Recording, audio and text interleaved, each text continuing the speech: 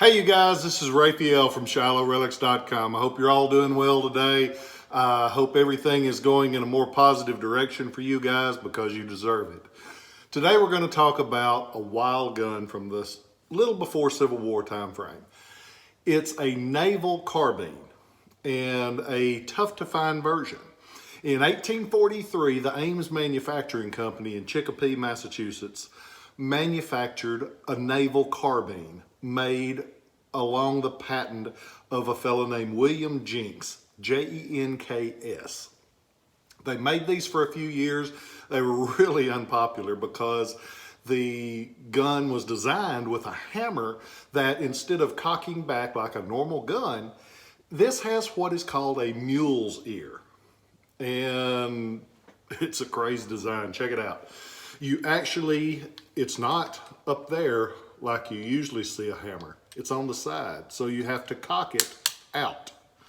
You cock it out, on the other version, you put the percussion cap on it and fire it. This one is tougher to find than that version.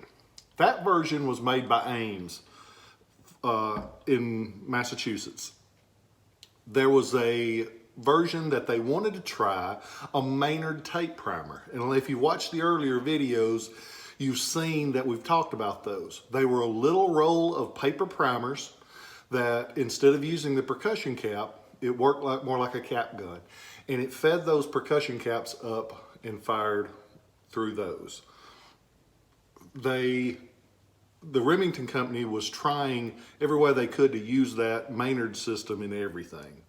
So what did Remington do? Because Remington was a great marketing company as well. They go to Ames and they buy a contract to make 1,000 of these for the US government.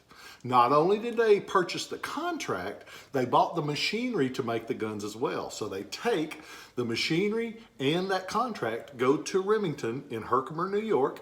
You see the marking on the lock plate, Remington and Company, Herkimer, New York.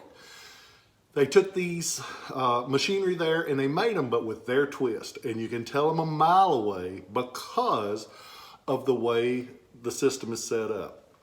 The hammer is basically still the same. It cocks out to the side. Stupid idea to start with, in my opinion. But they added the door to open up to use the roll of the Maynard patent primer tape. That's a mouthful. So we have that door. It still opens up and functions like this. And it's just wild that somebody ever thought that that would work, especially if you're on board ship and with all the water that you expect to be on board ship. These are going to get wet. They're not going to work well. They only made 1,000 of them. And they only made 4,200 or so of the first model that was made in Massachusetts. So they're a rare gun to start with, but this is an exceptionally rare gun. Only about 1,000, they say. They were made there by Remington. They are basically patterned just like that earlier Jenks carbine model. They fire a 54 caliber bullet. They have a 24 1/4 inch barrel. This one is full length, and they have a wild way of opening up. When you have that hammer cocked back,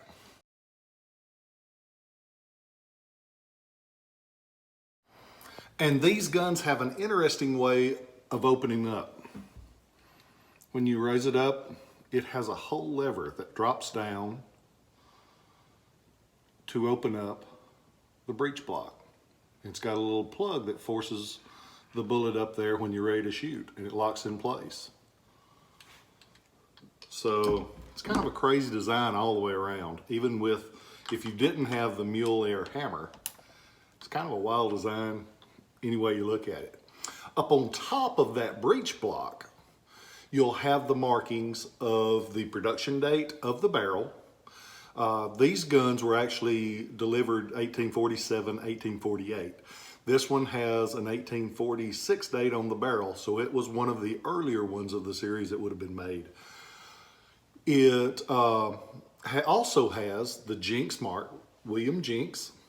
It has the USN mark because we know it was going to the Navy, and it has RC. And RC is the fellow that approved the gun for military service, an inspector. We've talked about those before. Rufus Chandler, RC. Old Rufus said this one was good enough to take on board ship and use for the government. Just an interesting gun. They've got a lot of distinctive characteristics. When you see them, you'll know them a mile away. The stock of the gun is made of a one-piece walnut wood. It has the brass furniture, and when we say furniture, we mean the butt plate, the barrel bands, the trigger guard, and the trigger guard actually has a big sling swivel on it where you could use it with a sling. So, neat gun. You don't see them very often. A lot of times when you see them, the mechanics don't work because it wasn't a great design, put a lot of pressure on those springs. So you don't see them a lot of times nice like this. You can though. You can go on ShilohRelics.com. You can see pictures of it from every angle. You can see the up close of the inspector marks. You can also see the cartouche on the other side of the stock. You can go on there. There's lots of other carbines. If you like Navy things, I keep a lot of Navy things because a lot of their stuff was different. They liked being a little bit different. So I've always thought that was neat. I hope that you guys are kind. I know right now there's a lot of sickness. There's a lot of craziness. There's a lot of, when you wake up in the morning, the first thing you think, well, I wonder what bad happened last night. Because I do the same thing, and I think we all do. But if we keep trying, if we don't let idiots dictate how we're going to live our lives, we will be better. If we let those idiots dictate our life, we'll never be better. They'll never be better. Because some people, much as I like to like everybody, some people just don't want you to care about them. I still care about them. And I always will, and I hope that they do better, but you do not need to let their stupidity make you stupid. I hope that you know that you're cared for. I hope that when you get that opportunity that you're kind, because kindness, and I said it before, love is the greatest gift we'll ever have and the greatest gift we'll ever give. I hope you guys are careful. I hope you're safe. I hope you're healthy, and I hope you remember that somebody out there cares about you and that everybody is important. Love you guys. Catch you next time.